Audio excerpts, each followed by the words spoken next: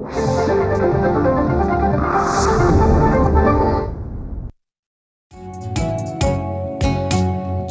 ग्राहक जागो, जागो जागो जागो, झाली नवी पहाट बघा हो. जागो ग्राहक जागो, करताना कुठलीही खरेदी नीट पारखून घ्या हो. जागो. जरी वाटले फसगत झाली सोडून देऊ नका हो. जागो. जाणा आपल्या अधिकारांना, कायद्यातल्या तरतुदींना,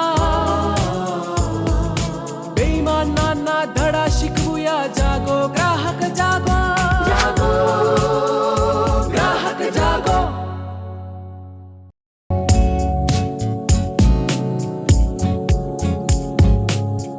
नमस्कार. जागो ग्राहकच्या आजच्या भागात मी रश्मी आंबेडकर आपल्या सगळ्यांचं मनापासून स्वागत करते. काही काळापूर्वी आपल्या घरातली तरुण पिढी, लहान मुलं जरा जरी वेळ मिळाला तरी खेळण्यासाठी बाहेर जायची आणि मनसोक्त हुंदडायची. तंत्रज्ञान पुढे गेलं, मधला काळ आपण लॉकडाऊन अनुभवला आणि यामध्ये आपले सगळे खेळ मोबाईलवर कधी आले आणि आपण ऑनलाईन गेम्स कधी खेळायला लागलो कळलं सुद्धा नाही.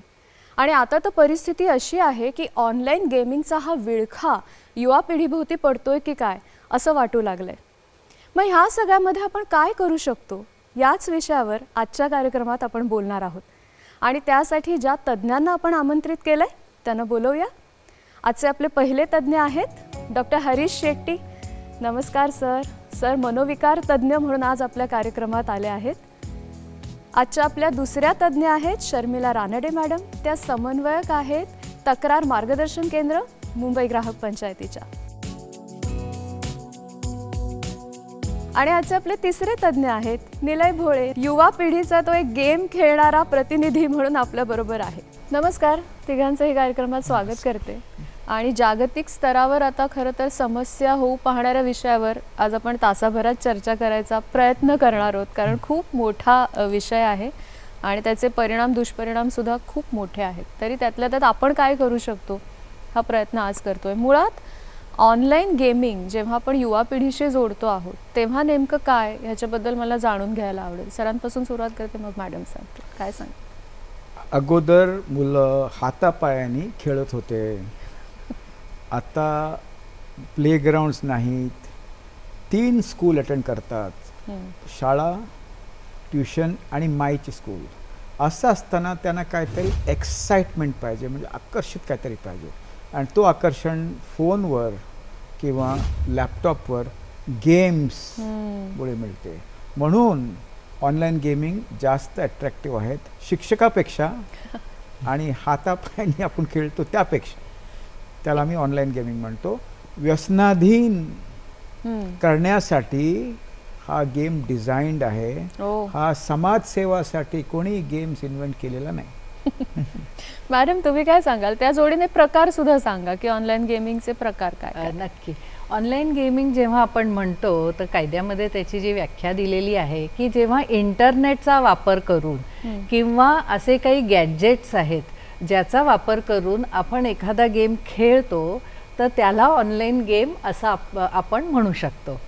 आता ऑनलाईन गेमिंग जेव्हा आपण म्हणतो तर त्याचे अनेक प्रकार आहेत. मग ते रिअल मनी गेम्स आहेत जिथे तुम्ही पैसे भरून तुम्ही तो गेम खेळता, मग त्याचे टुर्नामेंट्स काही ऑर्गनाईज होतात, मग त्याच्यातनं तुम्हाला प्राईज मनी मिळतं.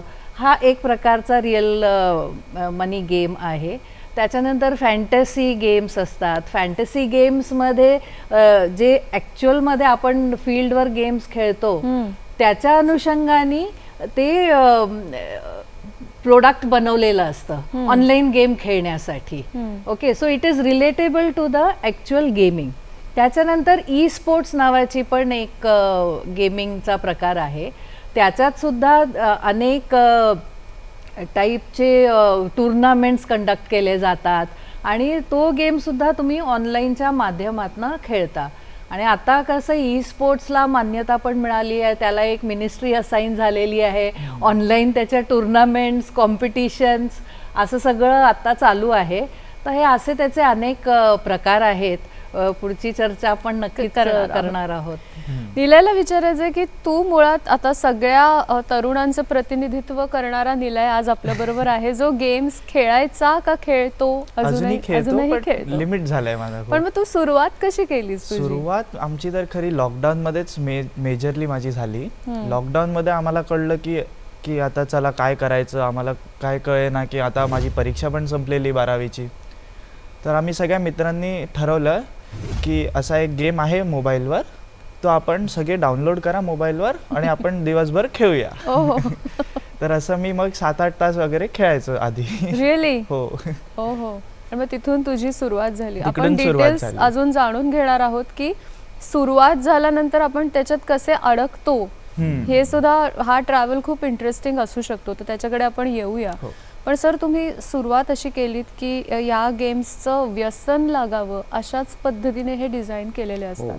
तर ही संकल्पना प्लीज थोडी सविस्तर सांगा आणि त्याचं काय काय, कशा पद्धतीने हे व्यसन लागू शकतं आणि ते ओळखायचं कसं की आपण आता हळूहळू गेम्सचं व्यसन लागलंय, हे सगळं प्लीज आम्हाला सांगा. एका घरी मला इन्व्हिटेशन आली एकदा, माझ्या मुलांना सांभाळा असं त्यांनी सांगितलं पालकांनी. अच्छा. गेलो तिथे घरी, चायपान झाली. त्यानंतर मी त्यांना सांगितलं त्यांना बाहेर घेऊन या. तो बाहेर आलाच नाही. अच्छा. आणि आतून मला आवाज आला, शूट शूट शूट शूट. तेव्हा मला कळलं तो काहीतरी ॲग्रेसिव्ह गेम खेळत होता.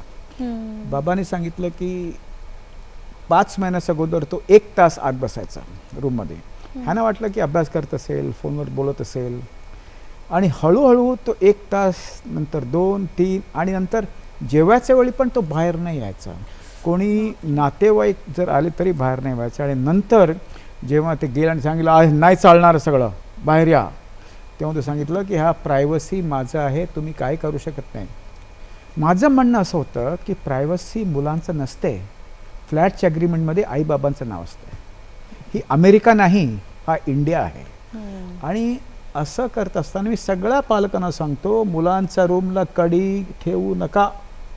नंतर मी त्यांना सांगितलं पण तो वाईट झाला आहे डॉक्टर, हा असा नव्हता, किती शांत होता, पण तो असं झाला आहे, त्याची सवय सगळं वाईट झालं आहे, he is a bad boy नाव. मी सांगितलं हा बॅड नाही, हा सॅड असू शकतो, बिहेवियर चेंज झाला आहे, तो बॅड नाही, फक्त बिहेवियर चेंज झालं, त्याचा उपचार करणं आवश्यक आहे. तो कोणाचाही ऐकला नाही, काउन्सिलरकडे जा, कोणाचा आईचं ऐकलं नाही, बाबांचं ऐकलं नाही. तेव्हा मी त्यांना विचारलं त्याचा फेवरेट शिक्षक कोण आहे.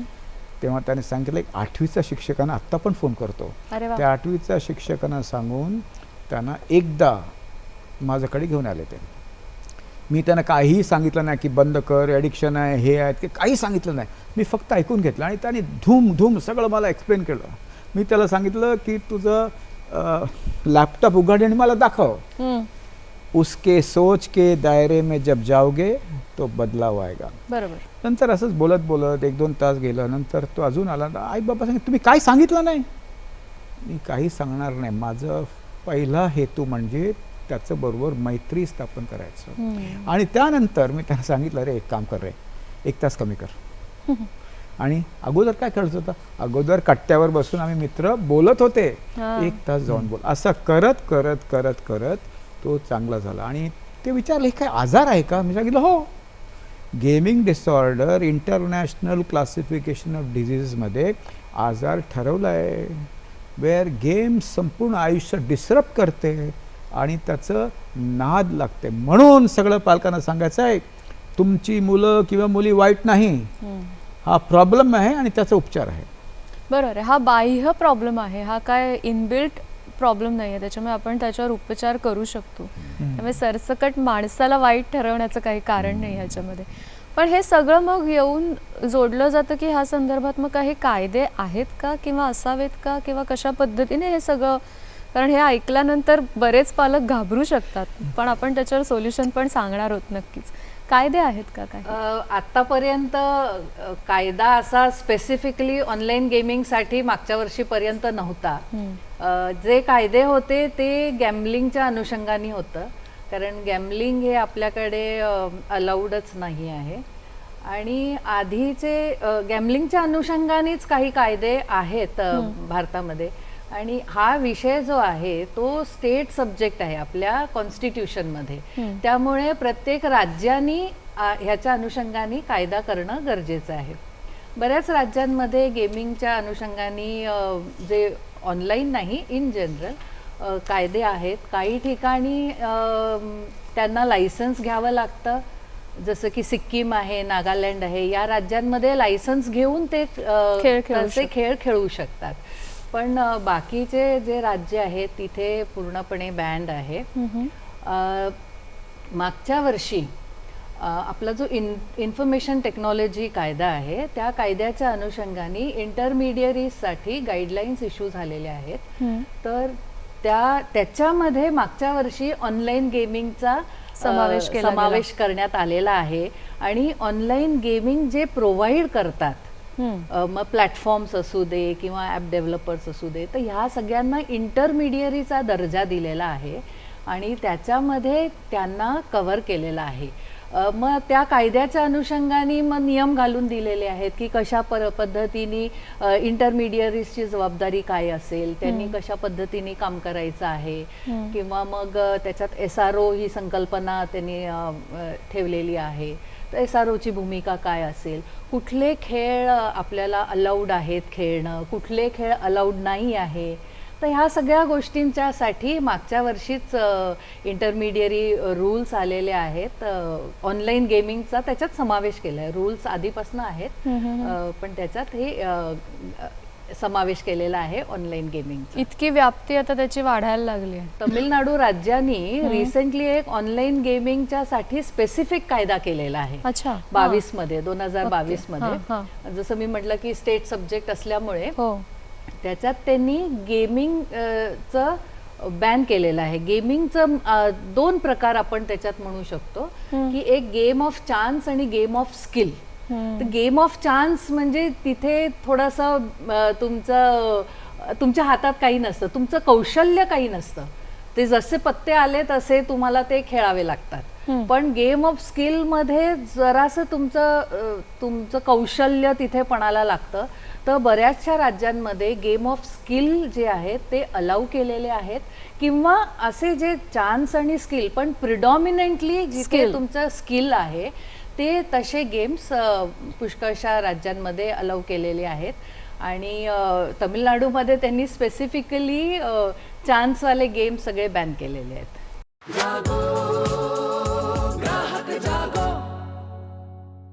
निलय, मगाशी तू सुरुवात कशी झाली सांगितलीस, हो. पण मग ह्याच्यामध्ये आपण हळूहळू खूप इन्व्हॉल्व्ह होतोय. हे सगळं तुम्हा मित्रमंडळींच्या कधी लक्षात आलं? आणि ते साधारण 7-8 तास हे अजूनही माझ्या डोक्यातनं जात नाहीये खरं तर. तिथपर्यंत कसे पोहोचलात तुम्ही की एवढा वेळ, अख्खा दिवस किंवा रात्र जे काही असेल, कसे पोहोचलात? आम्ही असं सुरुवात ब्रेकफास्ट वगैरे झाली की मग आता काय करायचं असं झालं. तर मग आम्ही तेव्हापासून थोडं चालू झालं. पण आम्ही नवीन होतो गेममध्ये, म्हणून आम्हाला कळायचंच नाही आम्ही काय करतोय. तर मग जसं कळायला लागलं की अरे बापरे, हे सगळं आहे, हे असं आहे, असं हे शिकायचं, एवढा वेळ हे खेळलं की हे असं शिकणार वगैरे. मग आम्ही अजून वाढायला लागलो, आमचं खेळणं वाढायला लागलं. मग आम्ही थोडे कमी ब्रेक घ्यायला लागलो मध्ये, फक्त जेवायचं, खायचं, प्यायचं मध्ये, मग परत खेळायला लागायचं, जेवायचं, खायचं, असंच आमचा रुटीन असायचा. तर त्याच्यात मग आम्हाला कळलं की आता आम्हाला खूप प्रॅक्टिस करावी लागेल, तर अजून खेळावं लागेल आम्हाला. आम्ही 4 लोक खेळायचो असे एकत्र मिळून, आमची कॉलनीची फ्रेंड सगळे आम्ही. तर आम्ही असंच मग मजा यायला लागली की अरे वा, हे असं शिकायला मिळतंय, गेममध्येच वेगळं काहीतरी शिकायला मिळतंय. तर मग अजून खेळायला लागलो असं. मग आम्ही रात्रभर असं खेळायला लागायचो. बापरे, तुझ्या घरच्यांची काय रिॲक्शन होती या सगळ्यामध्ये? ते लोक म्हणायचे काय करतोय, काय मिळणार ह्याच्यातनं तुला. पण मग त्यांनाही माहिती होतं मी अजून काय करू नाही शकत, कारण अभ्यासाचं काय नव्हतं. लॉकडाऊनमध्ये माझी 12वीची परीक्षाही झालेली. तर आता मग दुसरं काय अभ्यास करायचं, कसं जाणार, दुसऱ्या कोर्समध्ये कुठे जाणार, मग कर आता जे करायचे ते. त्यांनी सोडून दिलं. ओके सर, हे पालकांचा हा जो एक अप्रोच असतो की ठीक आहे खेळतोय मुलगा, सोडून दिलं, आज आपण थोडंसं त्याबद्दल सुद्धा बोलणार आहोत की ह्या अप्रोचबद्दल तुम्ही काय सांगाल, किंवा पालकांनी कुठल्या पॉइंटला हे ओळखलं पाहिजे की आता काहीतरी अलार्मिंग होणार आहे ह्याच्या पुढे? घरी नातेवाईक आले, मुलांना गप बसायसाठी फोन द्यायचा नाही. मुलांनी तंटा केलं तर आई चांगली नाही असं नाही. तंटा केलं तर सगळ्यांना सांगायचं माझा मुलगा तंटा करतो, हळूहळू शांत होणार, लाजवायचं नाही. आणि हळूहळू आपण टेम्पर टँट्रमला इंटरप्ट नाही केलं तर तो एक्झॉस्ट होऊन जातो. नंबर 1. नंबर 2, डॉक्टरकडे गेल्यावर बाहेर मुलांना फोन खेळ, हा खेळायची वस्तू नाही, हा शांत करण्याची पण वस्तू नाही. जेवताना तो अजिबात जेवत नाही. माझ्याकडे आले होते एक 68 year old मॅन, माझा नातू 4 वर्षाचा आहे, तो अजिबात जेवत नाही, त्याला फोनशिवाय जेवू शकत नाही. मी सांगितलं घेऊन टाका, अमेरिका नाही की त्याला तुम्ही समजावणार 4 वर्षात त्याला त्याची समज नसते. घेऊन टाकायचं, सांगायचं गप्प बस जेव. नाही जेवलं तर काय, भूक लागणार तेव्हा जेवणार. चौथी गोष्ट, फोन हे गिफ्ट द्यायचं नाही. Gift the phone, never gift. पण तू 95% आणले ना ICSE मध्ये, मी तुला आयफोन आणून देतो. का? फोन चप्पल सारखा आहे, उपयोगी आहे, पण गिफ्ट आपण देऊ शकत नाही. 5th म्हणजे आई बाबा एकत्र बसून गेम खेळायचं नाही मुलांच्या समोर. बाबा घरी येऊन सगळं बंद करून तो गेम खेळतो. आई बाबा जेव्हा गेम खेळतात तेव्हा आपण काही, तर हे प्राथमिक आपण स्टॉप केलं पाहिजे. नंतर जेव्हा मुलगा किंवा मुलगी आपल्याबरोबर बाहेर येत नाही, सण असेल तर तो भाग घेत नाही, किंवा कोणी नातेवाईक आले तर तो येत नाही, तो रेड फ्लॅग. तेव्हा कुंडली बघायची नाही. आपल्या खास शिक्षक किंवा खास रिलेटिव्ह, कारण काय असते आपलं केव्हाही न्यूक्लिअर फॅमिली नसते. तुम्ही न्यूक्लिअर आहात 2 आणि 2, पण आपण जॉईंट फॅमिली असतो. काका, नंदई, बुवा, आजोबा, आजी, ह्याच्यामध्ये चांगला रिसोर्स कुठे आहे, कोणाचा तो ऐकू शकतो, त्यांचा उपयोग घ्यायचा. त्या संगतीत शाळेचे शिक्षक पुष्कळ उपयोगी असतात. काही ठिकाणी मोलकरीण 20 वर्षापासून काम करते, तिचं ऐकतात. आणि सगळं फेल झाल्यानंतर बांडोलीचा बादशाह म्हणजे स्कूल सायकोलॉजिस्ट किंवा कॉलेज सायकोलॉजिस्ट तिथे जायचं. कारण केव्हा केव्हा मुलं आपल्याशी संवाद करत नाही, त्यांना आवडत नाही ते, म्हणून अनॉनिमस कोणी सायकोलॉजिस्ट असलं तर ते बोलतात काय सांगायचं तुम्हाला, आई बाबा भांडत असतात, आई येऊन मला सांगते की बाबा असे बोलतात, बाबा येऊन मला सांगते की आई अशी बोलते, म्हणून सगळं विसरायला मी गेम खेळतो. तर गेम खेळतात त्याचं मागे स्टोरी काय आहे तिथे जायला पाहिजे, आणि स्टोरीला रिपेअर केलं तर गेमिंगचं रिपेअर पडतं. पण आणखीन एक गोष्ट आहे, केव्हा केव्हा 8 तासाचं वरती जर त्यांनी स्टार्ट केलं तर स्टोरी इम्पॉर्टंट नाही. कारण त्याला दारूची लत लागल्यानंतर दारू का स्टार्ट केला हा इम्पॉर्टंट नाही. विड्रॉल सिम्पटम्स येतो दारू बंद करताना, तेव्हा आई बाबा स्ट्रॉंग होऊन जातात, फोन खेचून घेतात, तेव्हा मुलं केव्हा केव्हा आत्महत्या पण करतात. असं असताना केव्हाही फोन खेचून घ्यायचं नाही. आपण अशा मुलांना घरी सायकोलॉजिस्ट बोलवून किंवा प्रेमाने आरामात सांगून फोनचा आणि त्याचा संबंध तोडायचा. माझ्याकडे प्रत्येक वर्षी एक्झामच्या वेळी मुलं 15-20 फोन माझ्याकडे ठेवून जातात, एक्झामच्या नंतर ठेवून जातात. संवादामुळे फोन देतात. आणि एक वेळा सायकोलॉजिस्ट पण रूममध्ये बसून त्याच्याशी बोलू शकत नाही. त्यांना ब्रेकफास्टला एकदा घेऊन जा, त्यांना मॅकडॉनल्डमध्ये घेऊन जा आणि तिथे बसा. आपण जेव्हा क्लिनिक सेटिंगमध्ये बसतो मुलं ऐकत नाही, इन्फॉर्मल सेटिंगमध्ये ऐकतात, आणि त्यांना सांगायचं नाही रे आता आपण ह्याच्यासाठी उपचार करू. उपचार 8 तासाच्या नंतर जे जे जे जे जे जे यूज करतात फोन, त्यांना काउन्सिलिंग करून उपयोग होत नाही. बहुधा त्यांना काउन्सिलर किंवा सायकॅट्रिस्टकडे घेऊन जाऊन उपयोग. त्यावेळी केव्हा केव्हा झोप जाते, राग येतो, मारायची इच्छा वाटते, तोडफोड करतात, त्यावेळी औषधं पण घ्यायची आवश्यकता असते टेम्पररी. तुम्ही काय सांगाल तरुणाईला हे सगळं वेळ इतकं लागण्यामागचं काय कारण? सर तर खूप छान सांगतायतच, पण तुम्ही काय सांगाल? आता कसं झालेलं आहे की आता प्रत्येक जण आपापल्या कामामध्ये मग्न आहे. घरातली बाई जी आहे ती नोकरी करते, तिला तिचे मित्रमंडळी परिवार आहे. एकच सुट्टी मिळाली तर तिला असं वाटतं की आठवड्याचं माझं काम आहे, मला पण एन्जॉय करायचं आहे. ती तिच्या मित्र परिवार किंवा आउटिंग्स वगैरे हे असं होतं. पुरुष जे मंडळी आहेत त्यांनाही असं सेम स्टोरी.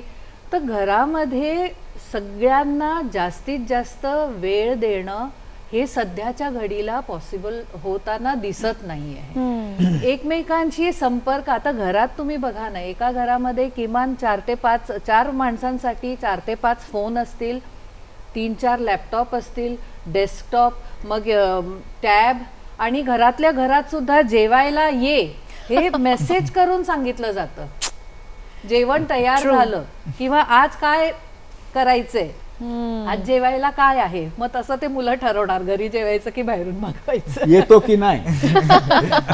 तर त्यामुळे ह्या सगळ्या गोष्टी थोड्याशा म्हणजे वाढायला लागल्या आहेत. आणि आपलं मुंबईमध्ये आपण जर बघितलं तर आपला ट्रॅव्हल टाइम वाढलेला आहे.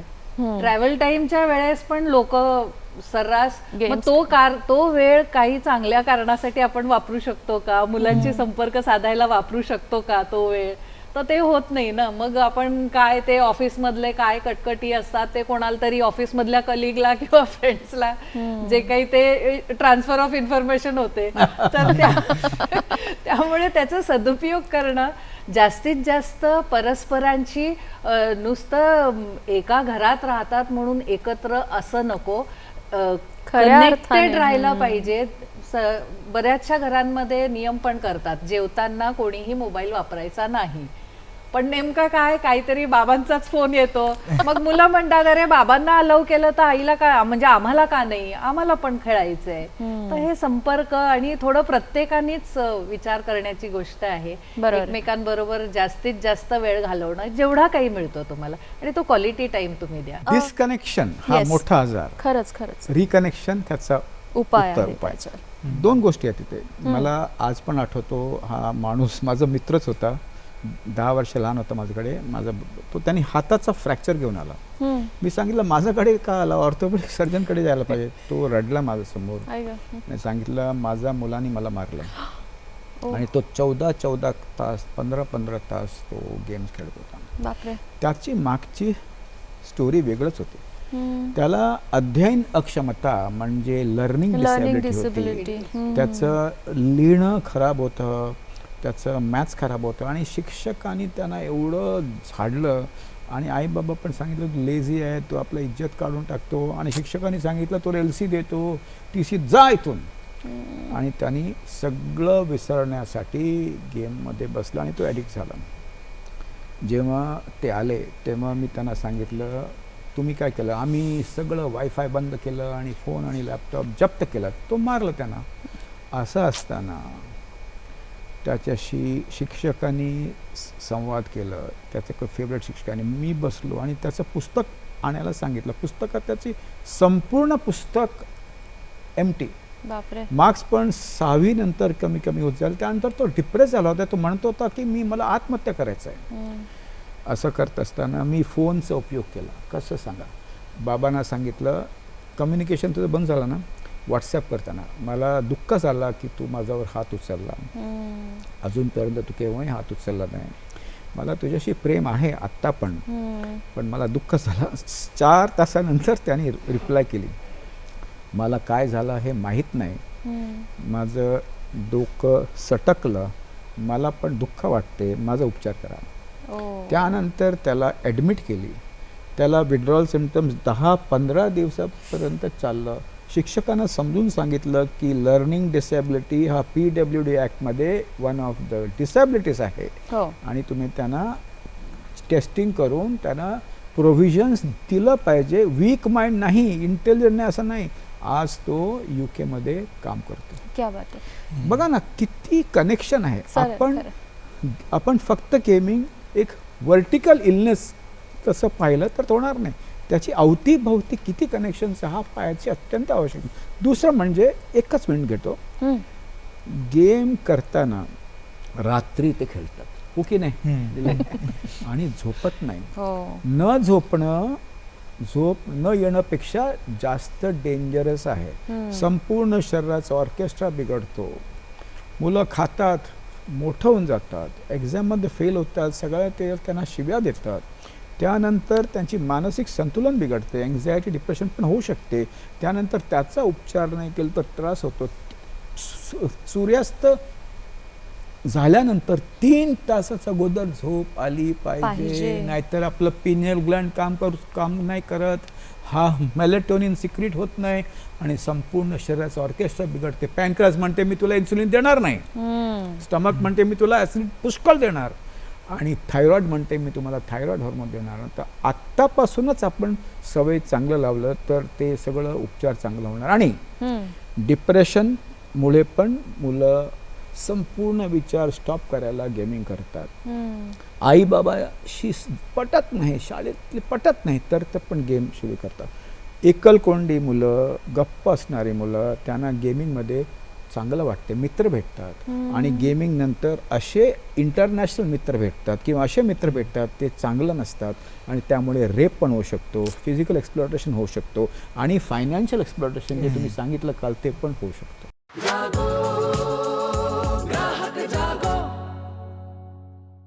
फायनान्शियल एक्सप्लॉयटेशन, आपण हाच मुद्दा पुढे नेऊया की याचा सगळ्या अर्थकारणाशी कसा काय संबंध आणि कुठे आपण काळजी घेतली पाहिजे, जाहिराती वगैरे सगळं सांगा त्याच्यामध्ये.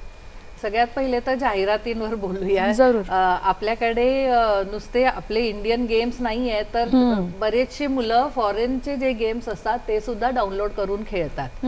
तर ते त्याची पहिली तर ॲडव्हर्टाइजमेंट करणं अलाउड नाही आहे. फॉरेनच्या कुठल्याच गेम्ससाठी आपल्याकडे त्याची जाहिरात करू शकत नाही.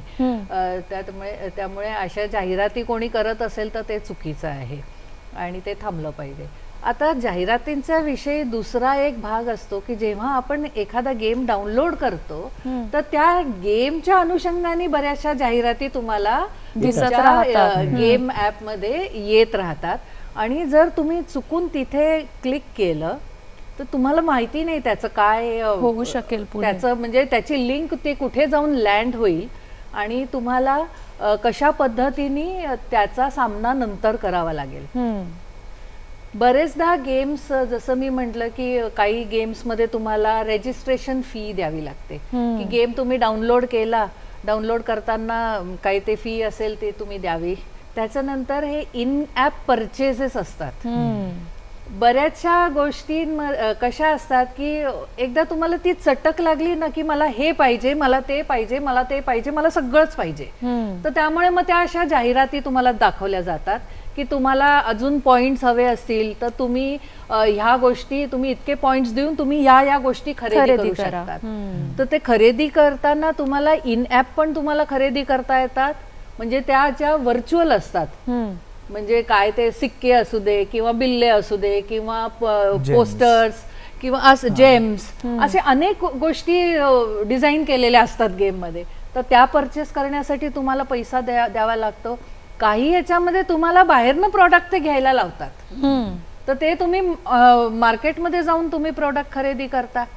कारण ते सांगताना सांगणार की लिमिटेड एडिशन आहे हे, तुम्ही आता ह्याच्यामध्ये तुम्हाला ही ऑफर आहे, तुम्ही घेतली तर ही it's exclusive thing, only you will be having. मी थोडंसं कट करते कारण तुम्ही जे जे सांगताय त्याला निलय हो हो हो म्हणतोय, तर तू हे सगळं एक्सपिरियन्स केलंय का या सगळ्यामध्ये? माझे मित्र आणि मी आम्ही असं एक्सपिरियन्स केलंय. माझ्या मित्रांना असं ते कंपनीचंच जे गेम बनवतात तेच असे अट्रॅक्ट करतात की हे बघा, हे आमचा प्रोडक्ट आहे, हा लिमिटेड एडिशन प्रोडक्ट आहे, तुम्ही आत्ता ह्या 10 दिवसात घ्याल तर तुम्ही बेनिफिट तुम्हाला मिळेल ह्याचा.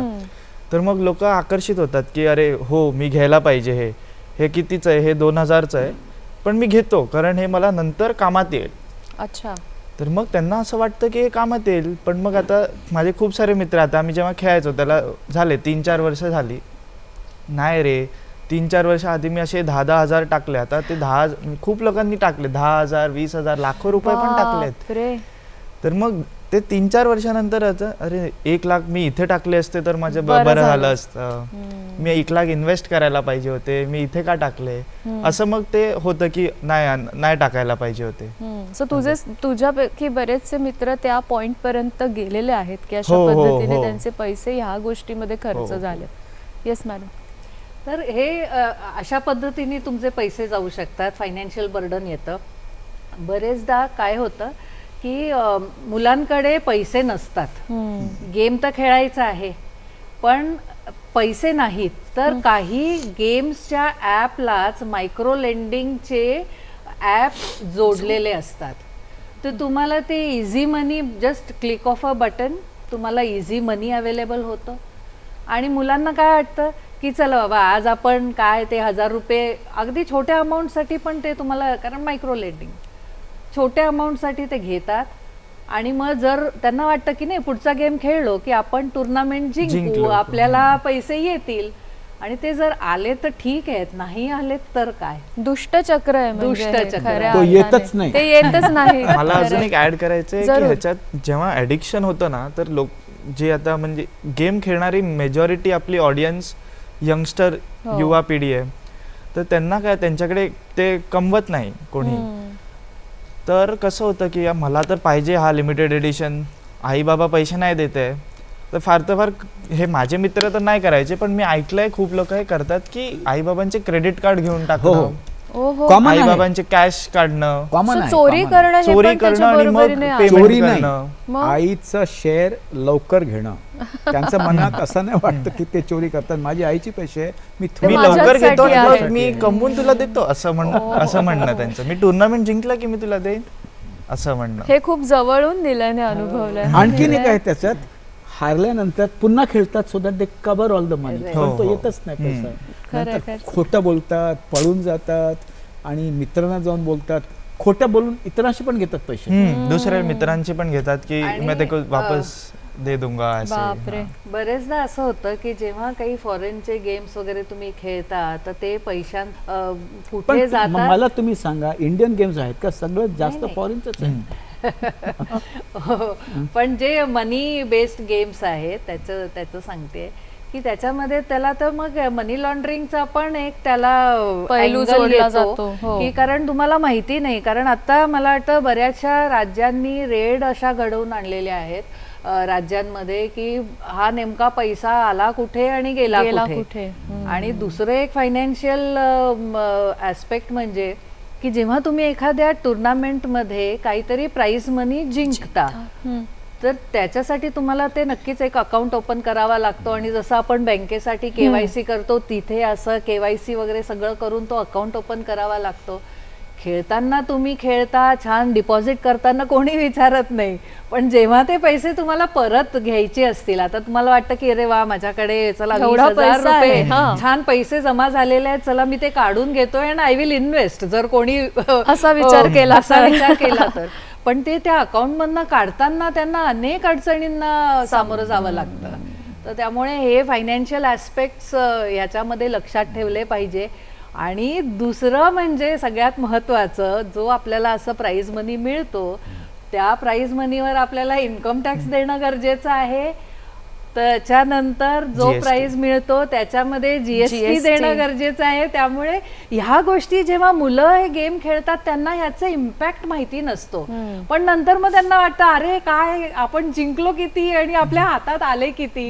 खरंय. मग हे सगळं थोडंसं त्यांना असं वाटतं की नाही चला अजून आपल्याला ह्या टार्गेट पर्यंत पोहोचायचंय. बरोबर. तर हे फायनान्शियल इम्प्लिकेशन ह्याच्यामध्ये बरेच आहेत. हम्म. आणि मगाशी सरांनी थोडासा त्याच्यात उल्लेख पण केलेला होता की या गेम खेळण्याच्या अनुषंगाने बरेचसे गैरकृत्य पण होऊ शकतात.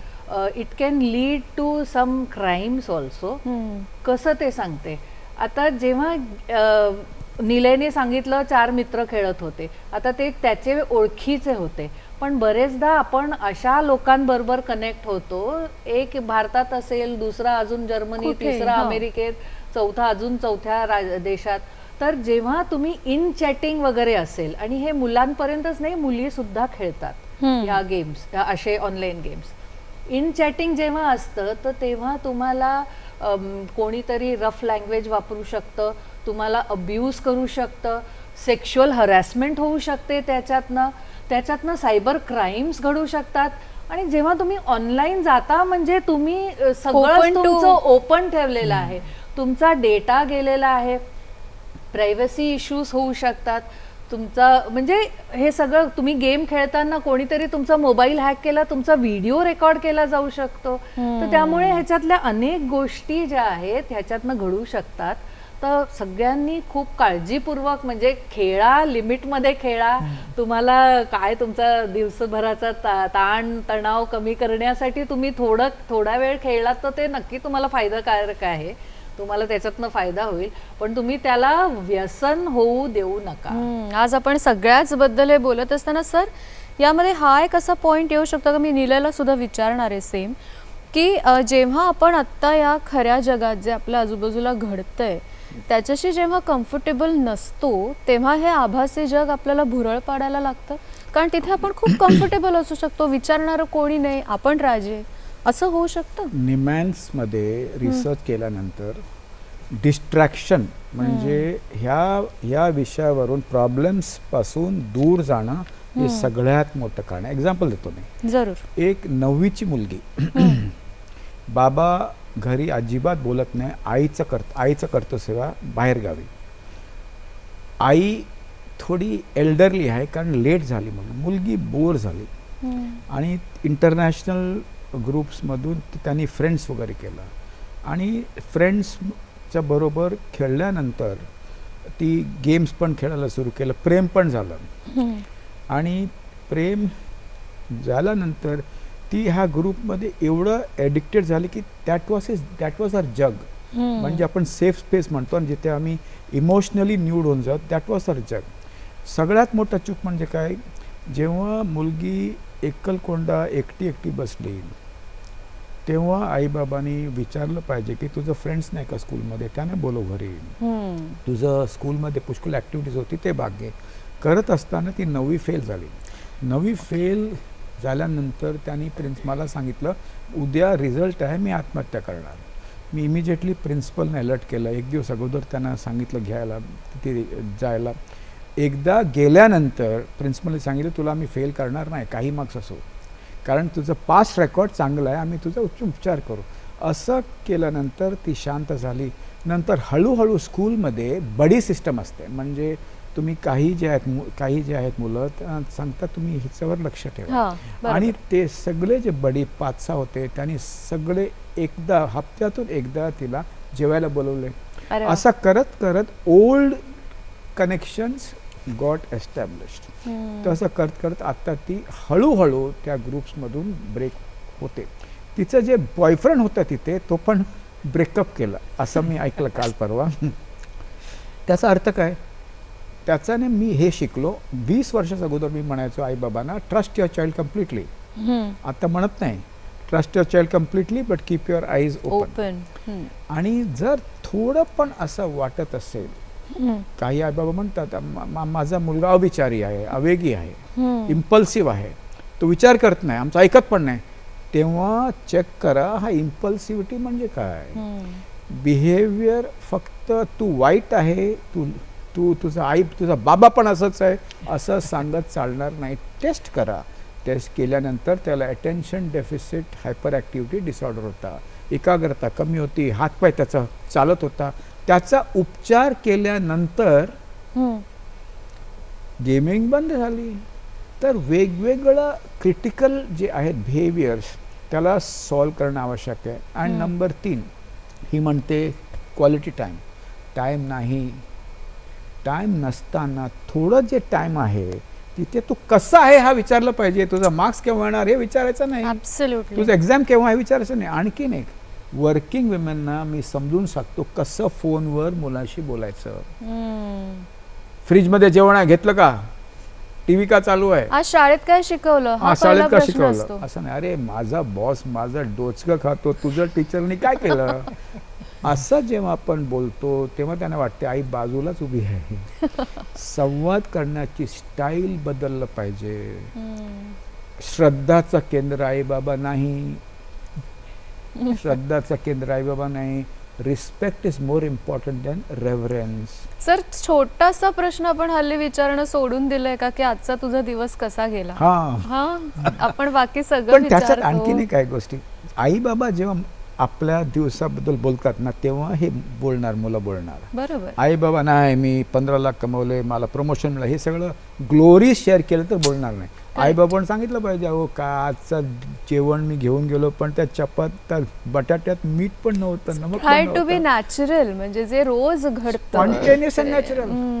तो important आहे. ॲब्सोल्युटली आणि फिलिंग शेअर केलं पाहिजे. ॲब्सोल्युटली. विशेषण नाही तुझ्यासारखा मुलगा बघितलंच नाही, विशेषण नाही, टोमणं पण नाही, मला वाईट वाटते, मला राग येतो, मला हां. दुःख वाटते, हे जर Yes. आपण शेअर केलं तर मुलामध्ये काय ना काय विचाराची प्रक्रिया सुरू होते, पॉझिटिव्ह विचाराची खरं. प्रक्रिया. किंवा त्यांनाही हा विश्वास मिळतो की आई बाबांना सुद्धा दुःख होतं, त्रास होतं, लागतं, हे त्यांच्यापर्यंत भिवून मुलं पोहोचलं चेंज पाहिजे. होत नाही. Absolutely.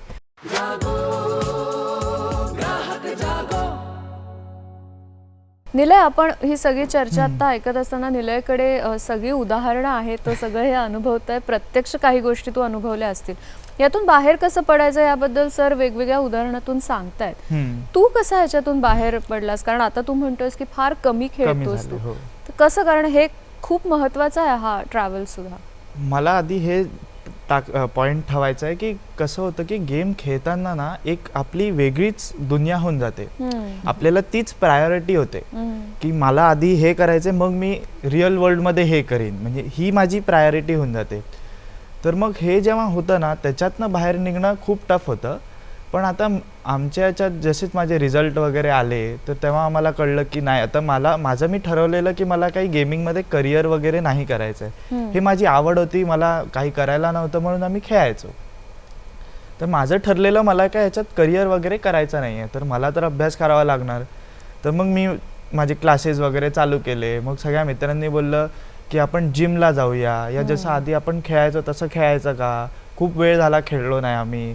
तर ज्या दिवशी आम्ही खेळलो लॉकडाऊन होतं, आम्ही खूप दमलो, पण तेव्हा मला कळलं की ह्याच्यात जास्त मजा येते, की ते जे आहे ते हे खरं आहे, आम्ही जे आधी करायचो हेच खरं आहे, हे तर खोटं आहे. म्हणजे आम्हाला मजा येते पण ती असं ते वेगळीच दुनिया होऊन जाते आमची. म्हणून तर मग आम्हाला मग हळूहळू आमचं खेळणं चालू झालं. रोज आम्ही खाली भेटणं चालू झालं, खाली भेटून आम्ही असं वॉक करायला जायचो वगैरे, आम्ही असंच सुरू केलं. तेव्हा माझं ॲडिक्शन हळूहळू कमीच झाला. सो तू आज मान्य करतोस की तू त्या एका लाईनवर मी एकदम त्या काठावर होता की मी ॲडिक्ट आणि ही माझी आवड आहे ह्याच्यामध्ये हे होतं. पण माझं तेच मी ठरवलेलं की मला ह्याच्यात करिअर नाही करायचं आहे, म्हणून मी कम्प्लिटली फोकस्ड नव्हता. मला माहिती आहे की मला हे एका दिवशी हे सोडावं लागणार आहे. त्यासाठी तुला मेंटली तयार राहायला लागेल की तुला सोडायचं आहे आणि तुला इथे अभ्यासात लक्ष द्यायचंय. निलयचं अभिनंदन केलं पाहिजे या स्टेजवर, कारण की ही ओळखता येणं या वयामध्ये की आपल्याला इथे थांबायचंय. कदाचित त्याच्या आजूबाजूचे मित्र सर ह्याच्यातून बाहेर पडायला त्यांना वेळ लागला असेल, किंवा इतरही अनेक असतात जे पडतच नाहीत त्याच्यातनं बाहेर, कितीही ठरवलं. कारण त्यांना तीच ती दुनिया होऊन जाते ना, ती त्यांची सरांनी बोललं ना की ती सेफ स्पेस होऊन जाते, मग ती त्यांचीच दुनिया होऊन जाते. त्याच्यातनं बाहेर निघणं इज टफ. DGP सिंड्रोम हा एक खूप महत्वाचा आणि गंभीर मुद्दा आहे सर. मागच्या 10 वर्षापासून मी बघतो की ड्रग्स, गेम्स आणि पोर्न हा फोनमध्येच ड्रग्स तुम्हाला इथे आणून देतो. गेम्स मध्ये मी पोर्न बघितलं तर मला थोडं आणखीन रिलॅक्स होतो. किंवा फोनमध्ये बॉयफ्रेंडला सांगायचं आई आता भाजी घ्यायला गेली, तू 1-2 तास इथे येऊन जा. तर मी सगळ्या आईबाबांना म्हणतो की फोन 18 वर्षाचा अगोदर रिस्ट्रिक्ट केलं पाहिजे. युनेस्कोनी सांगितलं आहे या जुलैमध्ये की 4 देशापैकी 1 देश गॅडजेट रिस्ट्रिक्शन लावलं आहे, आणि by law and by advice. आपण असं म्हणतो ना, एक लहानसा गावात मोहिते वडगाव, सातारा की सांगली, तिथे गावकरी एकत्र येऊन गॅडजेटवर रिस्ट्रिक्शन आणलंय. सायरन वाजतो, मुलं सगळं गॅडजेट सोडतात आणि नंतर काही तास ते गॅडजेट हातात लावत नाही. माझं म्हणणं आहे फक्त काउन्सिलिंग, फक्त शिक्षक, फक्त सायकॅट्रिस्ट हा उपयोगी नाही.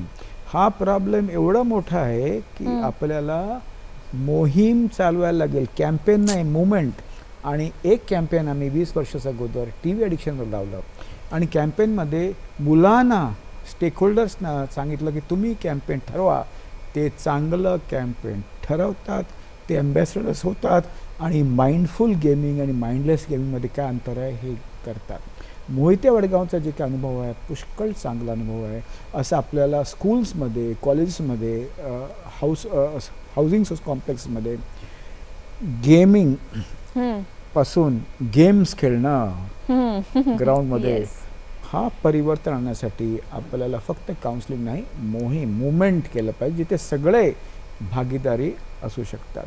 हा प्रॉब्लेम पुष्कळ मोठा आहे आणि आणि ह्याच्यामुळे मेंटल हेल्थ कॉन्सिक्वेन्सेस. एकदा एकाने पैसे एवढं घेतलं, त्याला लाज वाटलं आणि त्याने आत्महत्या केली. आणि तिथे लिहिलं, I am sad, I have let you down, मला लाज वाटते. असं असताना आईबाबांना सगळ्यांना सांगायचं आहे, उपचारासाठी लाजू नका. 7 पैकी 1 हिंदुस्थानी मेंटली इल आहे.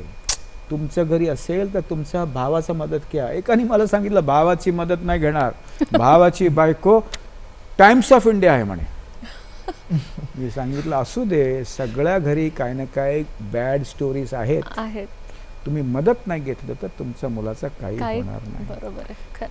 कनेक्टेडनेस आणि एकत्र येऊन हा प्रॉब्लेम सॉल्व्ह करणं हा एकच उपाय आहे.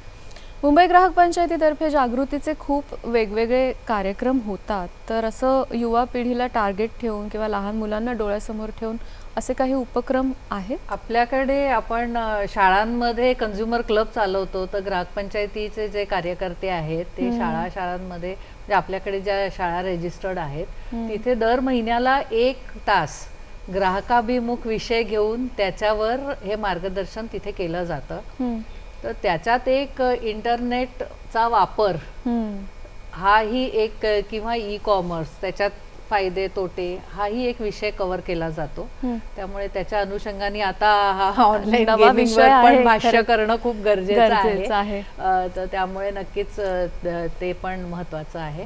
आणि अनेक वृत्तपत्रांमधनं आपले कार्यकर्ते लेख लिहत असतात आणि जनजागृती करत असतात. तर त्याच्यामध्ये याविषयी सुद्धा लेखन केलेलं आहे आणि ही प्रोसेस सुरूच ठेवावी लागणार आहे. सर म्हणाले तसं की ही एक मोहीम होणं गरजेचं आहे.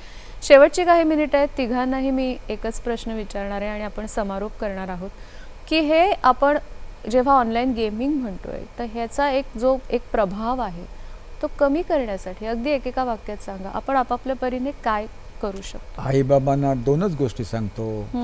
3 गोष्टीवर विश्वास ठेवा. Life is beautiful, exams are easy आणि माझा मुलगा किंवा मुलगी ऑसम आहे. आणि जर तो डिपेंडेंट झाला किंवा ॲडिक्टेड झाला किंवा 1-2 वर्ष जातो व्यवस्थित व्हायला, 2-3 वर्ष जातो, केव्हाही नाउमीद व्हायचं नाही. प्रयत्न चालू ठेवायचा आणि एक दुसऱ्यांना ब्लेम करायचा नाही. ॲब्सोल्युटली. मॅडम, आजच्या घडीला भारतामध्ये 400 ऑनलाईन गेमिंग कंपन्यास आहेत. ओके, तर त्यामुळे मार्केट हे वाढत आहे. आपल्याला ग्राहकांना किंवा सगळ्यांनाच, नुसत्याच मुलांना नाही, पालकांना सुद्धा, सगळ्यांना पहिली गोष्ट अवेअरनेस. तुम्ही काय गेम खेळता, त्याचे सगळे टर्म्स अँड कंडिशन वाचता का, एंड युजर एग्रीमेंट वाचली का, त्याच्यात काय दिलेले आहेत टर्म्स अँड कंडिशन्स, त्याच्यातनं तुम्हाला वॉर्निंग येऊ शकतात, तुम्हाला टर्मिनेट केलं जाऊ शकतं. तर ह्या सगळ्या गोष्टीची पहिले तुम्हाला माहिती असणं खूप गरजेचं आहे. त्याच्यानंतर त्याचा फायनान्शियल इम्पॅक्ट कसा होणार आहे, त्याचं सायकोलॉजिकल इम्पॅक्ट काय होणार आहे, हे सगळं विचार करून तुम्ही पुढे गेमिंग करा. तुम्हाला जर ते प्रोफेशन करायचं आहे, मग अशी जसं निलयनी सांगितलं की मला प्रोफेशन करायचं नाही, प्रोफेशन करायचंय मग त्या दृष्टीने त्याच्याकडे बघा. पण अदरवाईज बी अवेअर आणि खेळताना काळजीपूर्वकच खेळा. पण एकत्र बसून तुम्ही जर घरात खेळलात, घरात खेळण्यासारखे पण अनेक गेम्स आहेत जे आपण पूर्वापार आपले चालत आलेले आहेत आणि त्याच्यातनं एक लेसन पण मिळतो. प्रत्येक जे आपले पूर्वापार जे चालत आलेले गेम्स आपण जे खेळत होतो, घरात म्हणा किंवा मैदानातले खेळ असू दे, त्याच्यातनं काही ना काही आपल्याला बौद्धिक मिळत होतं. तर त्यामुळे तिथे सगळ्यांनी वळावं आणि आपली हेल्थही चांगली राहील त्याच्या अनुषंगाने आणि संवाद वाढावा. खरंय. निलय, मला जसं मॅमनी सांगितलं की ही इंडस्ट्री खूप मोठी आहे, तर तेच एक माझं म्हणणं होतं की जर तुम्ही चांगले आहात ह्याच्यात तर तुम्ही बघा, तुम्ही लिमिट करा की तुम्ही किती चांगले आहात, तुम्ही त्या टॉप 1% आहात की तुम्ही तेवढे प्रोफेशनली खेळू शकता का. कारण हा करिअर खूप छोटा आहे. म्हणजे तुम्ही जर गेम खेळला तर तुमचा करिअर 10 वर्षाचा करिअर आहे तो. तर तुम्ही त्या वर्षात तुम्ही किती खेळताय, तुमचं लिमिट काय, तुमचं गोल काय, तुम्हाला ते करायचंच आहे का, की तुम्हाला फक्त खेळायचं म्हणून खेळताय, डिप्रेशन आहे म्हणून खेळताय, की मजा येते म्हणून खेळताय. आणि त्याची लिमिट एक असावी सगळ्यावर, ते मला असं वाटतं की एक वाह. हे आहे. क्या बात आहे. खूपच छान चर्चा झाली आणि खरं तर ह्या गोष्टीसाठी वेळ खूप कमी आहे आपली ही चर्चा, पण तरीसुद्धा इतकं छान सगळ्यांनी सांगितलं, मार्गदर्शन केलं. मी तुमचे मनापासून आभार मानते सहभागी झाल्याबद्दल. धन्यवाद. आणि आपण सुद्धा याच्यात अडकायचंय, हा विळखा पडू द्यायचा आहे का योग्य वेळी आपण त्याच्यातनं सुटू शकतो, हा विचार सर्वस्वी आपण करणार आहोत. नव्या विषयासह पुन्हा भेटूया. आज मात्र इथेच थांबतोय. नमस्कार.